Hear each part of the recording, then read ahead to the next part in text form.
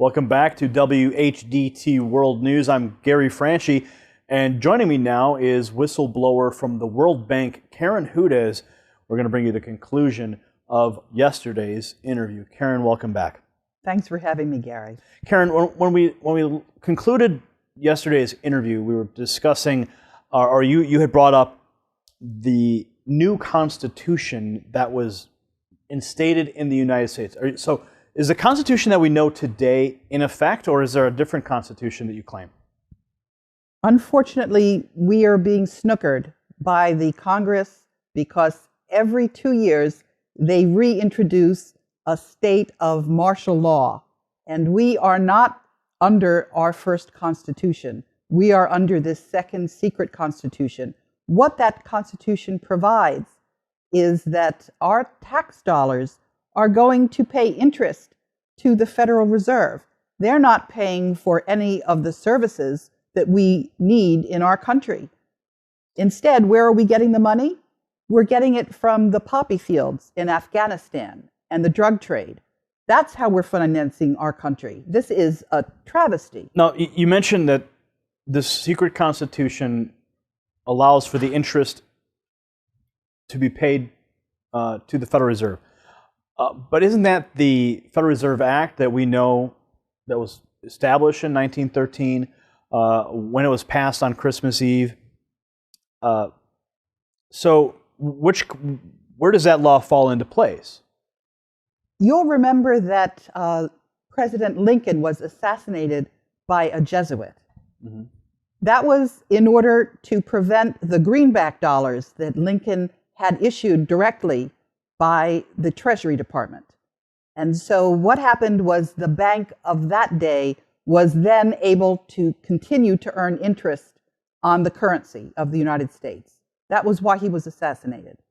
And the reason why we had that second Constitution enacted in 1871 is that is when the Revolutionary War debts fell due. As a matter of fact, one day I opened my mail and somebody mailed me the financing statement for those debts that, together with the unpaid interest on the debts, had accrued to the trillions of dollars.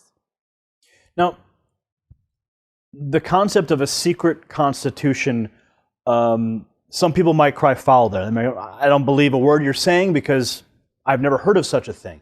How can those claims be substantiated? Two ways. The first is that I will show you the minutes of the meeting of the patriots who met and looked at the State House records in Carolina when that secret Constitution was enacted. And I can show you the financing statements for the Revolutionary War debt. That was the reason we got that second secret Constitution. So is that second secret Constitution, who is it in favor of? Is it in favor of the people or the corporate United States? It's in favor of the banks. It's certainly not in favor of the people. What happens when you have a child is your child is given a Social Security number. They estimate how many taxes your child is going to pay over his or her lifetime. And they take that birth certificate and they issue it on the capital markets and they earn money on it. Okay, so what you're saying is that the birth certificate itself creates a monetary value on the books with the Federal Reserve? I'm saying something much worse, actually. What I'm saying is that when every citizen goes into the court system, they are not seen there as themselves a U.S. citizen. They're seen as the person who had their birth certificate pledged. You're there as a debtor. You're not there as a citizen. So, because of the national debt, are you saying that Americans they're just born into debt and there's nothing that they can really do about it? They're debtors in this system. We have been converted from human beings that are citizens of the Republic of the United States into chattel. Chattel, that is a legal term for something which is property. We are now considered to be property of the Federal Reserve. We're not considered to be human beings and citizens of the United States. That's a very strong statement. How do we reverse that? If that is in fact the true statement, how do we reverse that? The first thing we do is we recognize it. We understand it. And then the second thing we do is we have that constitutional convention, which is our right under our first constitution, and we repeal that banker's constitution. We repeal it, we get rid of it, we do not want it, we do not need it, and we issue our treasury dollars backed by the gold out of the collateral account that has been offered to us. Some people are very concerned about Article 5 convention, wherein you may have powers, money powers, that could inject themselves into that convention process where the Constitution is rewritten. A lot of people are very concerned that some of the very basic rights that are instilled and enshrined in the Bill of Rights would then be evaporated. Maybe the freedom of the press would be changed to only specific sanctioned outlets can speak freely. Or even the Second Amendment would have to be rewritten to only allow certain people to carry firearms to protect others. So there's a lot of people who do have valid concerns with an Article 5 convention. Do you share those concerns? I say that that is a very good proof to me of just how corrupted our media is. Because if we had a true media that was representing the interests of the citizens, they would know that that is not a concern whatsoever, because what happens out of that convention is simply recommendations, which have to be voted up or down by 3/4 of the state legislatures. Do you think the money powers would have enough lobbying capacity to lobby for those 3/4 of the states? I mean, if you think back to when the 16th Amendment was passed, even though it was passed illegally and it wasn't properly ratified by 3/4 of the states, it still became an amendment, and we now are under an income tax system. So if you think about 3/4 of the states ratifying an Article 5 convention, do you believe that the money powers could have influence in that process? I would simply ask your viewers to take a good look at whether we have a second secret constitution, how we got that constitution, and whether we in the United States have the wherewithal to throw off those shackles. And if we don't, we deserve them. So where is the second constitution? Where is it? Where do they keep it? What does it say? The second constitution consists of the fact that we are paying interest on our debt, when we could simply have clean treasury dollars backed by gold. Is it a constitution in the same sense that we understand our Constitution as today? Now, when I think of the Constitution, I think of old parchment and handwritten script, and I think of the founding fathers and writing this document out. So when I think of a second constitution, is it fair to say that is this another document that written in the same manner, or is it? I don't know, help me visualize what this document says. What it is it's the Act of 1871, where Maryland and Virginia created this square mile of the District of Columbia, and then they incorporated the United States as a company, and they made the President of the United States the Chief Executive Officer, and they made the representatives of Congress managers.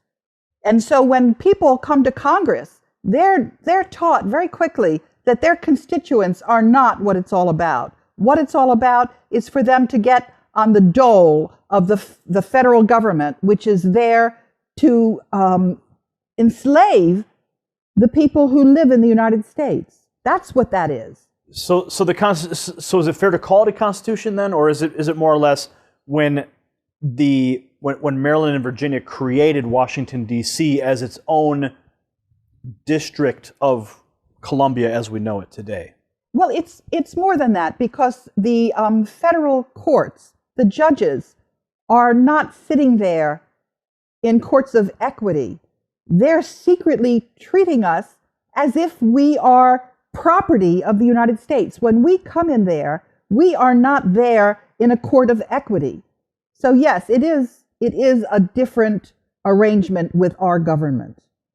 This secret constitution, is it really more of a corporate document? What it means is that when you go to court to protect your rights, you don't even get to first base, because that judge is not sitting in what you call a court of equity. They're not looking at you as if you're a citizen of the United States. They're handling you as if you're a person who's just servicing the debt of the United States. You're there as a thing. So if you're just a thing in a courtroom that's servicing debt, I mean, what does that make every American citizen? It takes away all of our rights. So Americans don't have any rights. Americans need to take back their rights, because our founding fathers were very clear about that. We were in a country that had consent of the governed. We were in a country that could bear arms, had the right to bear arms. They understood that we were a liberty-loving people. And actually, the fate of the world is riding on whether we have remained that. And I think we have. So what do you see as the future of this nation? I know that yesterday we spoke about that you're very optimistic about the global outlook, and there are other individuals who believe that we're on the precipice of a global economic collapse. Given this Constitution that you speak of and the state of the rights of Americans, where do we go from here? Where we go from here is that we just take a deep breath and thank ourselves for our neighbors and our friends and our country and our founding fathers that gave us the first Constitution, which is protecting not only our rights, but the rights of every human being on this earth. And all that we have to do is say yes to the dollar that John F. Kennedy printed for us, and tell the bankers that they're not entitled to keep it from us. It's our birthright. And the gold that belongs to us because Wolfgang Struck has allocated it to us. And when we say yes to that, it's really not that hard to say yes, it seems to me. What we're doing is we're freeing that gold also for the rest of humanity, so all the other countries of the world get their share of the assets. And we just rebuild. And what that would look like is up to us. It's going to be our world to take back and to care for each other. Some people might disagree with you and say that the Constitution has failed us, that the Constitution that the Founding Fathers has failed us, because we are seeing a Congress pass laws that are contrary to it with no with no repercussion. We see a commander-in-chief enforcing laws that are contrary to the very document they take an oath to. So has the Constitution, the original Constitution that the founders created, has it failed the American people in that regard? I think, or has it, or is it just a failure of humanity or failure of leadership? What do you think? Let me explain where we are. I think when people understand where we are, they'll see that we only have ourselves to thank for whatever the outcome is going to be, because we are actually at a fork in the road. And I'm working together with whistleblowers, first of all, from the World Bank. That's who I started out working with. And then I started working with anybody as my story and the rest of the whistleblower story got out. And once Elaine Colville, who's in Scotland, she's a World Bank whistleblower, the two of us got our statement up on the UK Parliament website. What was our statement? The first statement I got up was that the capital markets are absolutely they're just completely controlled by this conglomerate that has 40% of the assets and 60% of the earnings of all the companies that are traded. And the Securities and Exchange Commission is not enforcing insider trading laws, and the Securities and Exchange Commission was not requiring KPMG to do an honest audit of the World Bank financial statements, because I bought a World Bank bond, which meant that I was a bondholder, and the World Bank was not immune. So I went to the Serious Fraud Office in the United Kingdom, and I told the Serious Fraud Office that it was their responsibility, since the UK was also helping to finance the World Bank, and also because UK citizens owned World Bank bonds. It was their responsibility to end this corruption that I was reporting. So the Serious Fraud Office called up the Securities and Exchange Commission. That was in 2010. The SEC couldn't be bothered. The same people at the SEC that brought us Bernie Madoff wouldn't answer the Serious Fraud Office. So then, when the UK Parliament asked a question about supervision of the UK money in the World Bank, I answered that question. I said there was no supervision, that the UK taxpayer money was just going to the dogs at the World Bank. And then there was a second question, which was on privatization. They wanted to know in the UK Parliament whether the functions of the UK public ought to be privatized. And I said, absolutely not, because the entity that was supposed to be supervising the World Bank on behalf of the UK had been privatized, and they were doing a lousy job. And then the third question was, how is the UK Parliament and the rest of the UK government doing on processing complaints? And I said, you're doing a lousy job. I've been complaining to the Parliament for years, and you're just sitting on your hands. And Elaine Colville gave a much more blunt criticism, because she had been going to the Prime Minister and the Ombudsman, and she raked them over the coals. You can see our statements up on the Parliament. So then, back to the question: Does that mean that you see a failure in the American leadership to uphold the values of the Constitution, or because there are people out there that say, we have this great document and it stands for so much and it's brought us so far, but we have people who are in power who disregard it and simply pay it lip service. So, where do you stand on that position? Well, I have been going to the U.S. Congress and writing to them and talking to them, and I've been talking, for example, to General Martin Dempsey on December 2nd when he had a town hall meeting. I've been discussing the problem one-on-one when the Secretary of Defense, Chuck Hagel, was a senator.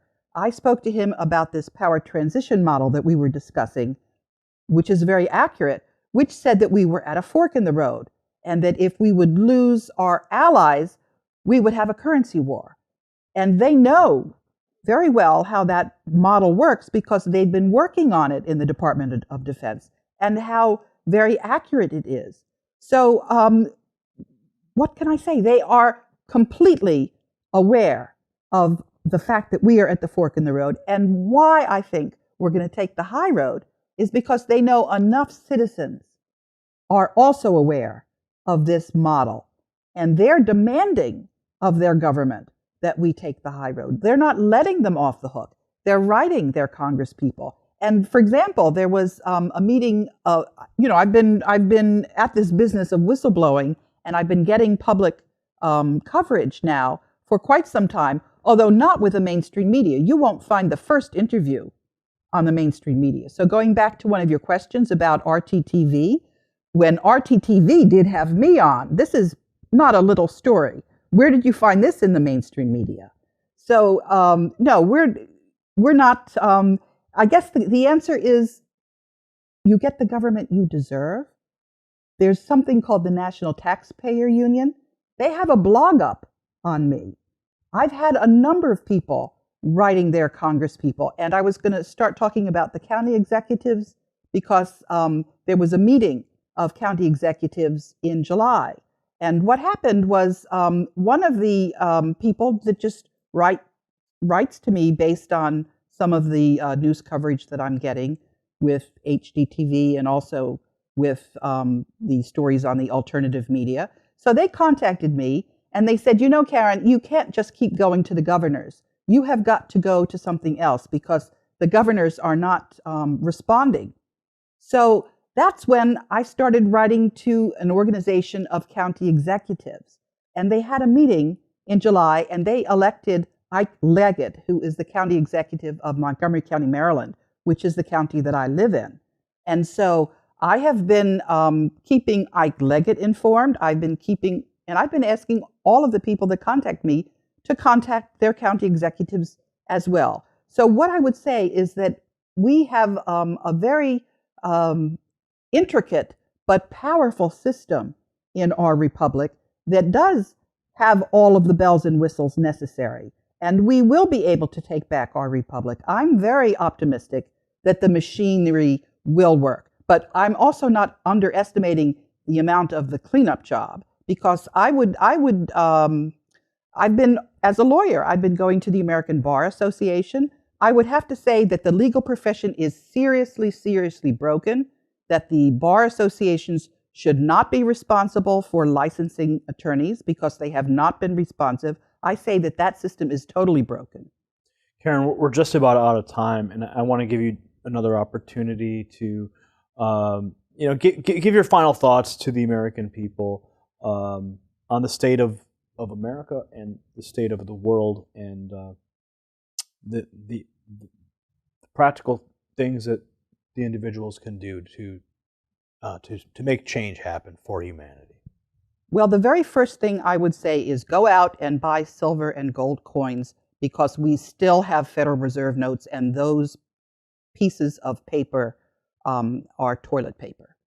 That is the very first thing that you should do, because you do not want your family not to have currency. And what you currently have is not worth anything. That's why the BRICS countries, Brazil, Russia, India, China, and South Africa, are no longer paying for their international trade in dollars. Governments are no longer holding the Federal Reserve notes. We need to be you need to do your homework as citizens and find out what it means when you have Federal Reserve notes. They're valueless and they are unconstitutional, and we need to get that outfit out of here.